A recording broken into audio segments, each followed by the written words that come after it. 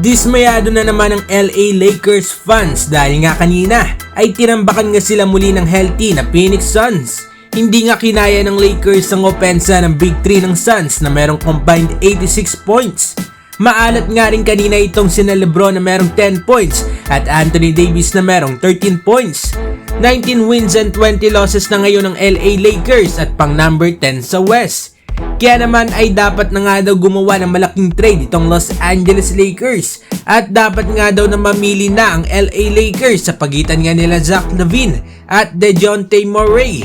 Ang dalawang players nga na pinakamatunog na nalilink nga dito sa LA Lakers. Well, sino nga ba ang mas karapat dapat at mas may sense nga na kuwanin ng LA Lakers? Unahin natin mga idol itong si Zach LaVine. Kung gugustuhin nga ng Lakers na kuwanin itong si LaVine ay marami nga mawawala sa Lakers. Kung titignan kasi ang salary nito ni LaVine ay meron nga itong 40 million.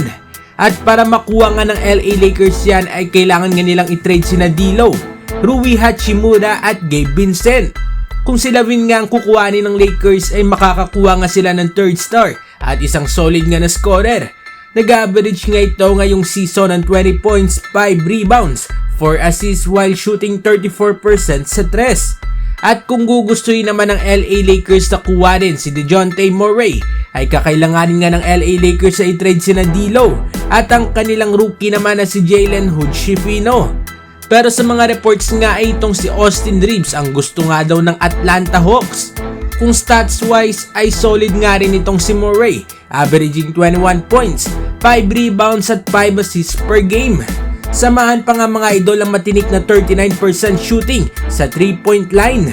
Kumpara nga dito ay Zach LaVine ay mas magiging magandang fit nga itong si DeJounte Murray dito nga kina LeBron at AD.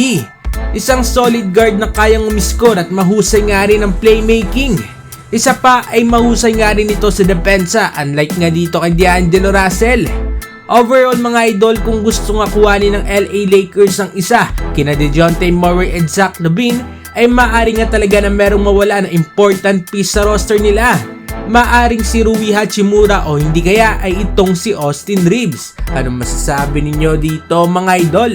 Sino nga ba sa dalawa ang dapat na mas kuhanin ng Lakers? Magkomento sa baba at ating babasahin yan. Huwag kakalimutan na mag-like and subscribe para sa iba pang balitang NBA. Maraming salamat po.